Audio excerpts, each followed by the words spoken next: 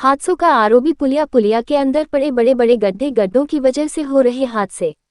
शहर के मुख्य बाईपास स्थित आरोबी पर लंबे समय से रात में अंधेरा।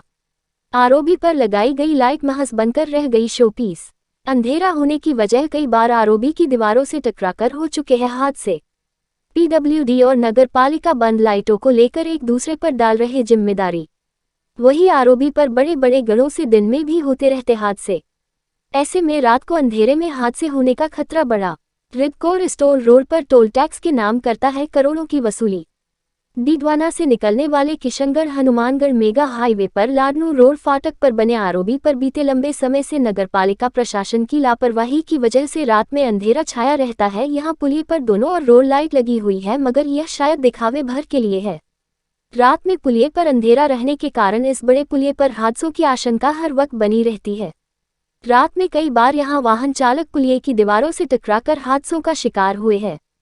सबसे बड़ी बात यह है कि मेगा हाईवे का बड़ा पुलिया है और यहां से दिन भर सैकड़ों वाहन गुजरते रहते हैं, जिसमें बस और कार जैसे यात्री वाहन भी बड़ी तादाद में यहां से गुजरते हैं। आशंका ये जताई जा रही है कि अगर ये लापरवाही ऐसे ही चलती रही तो किसी दिन बड़ा हादसा यहां हो सकता है।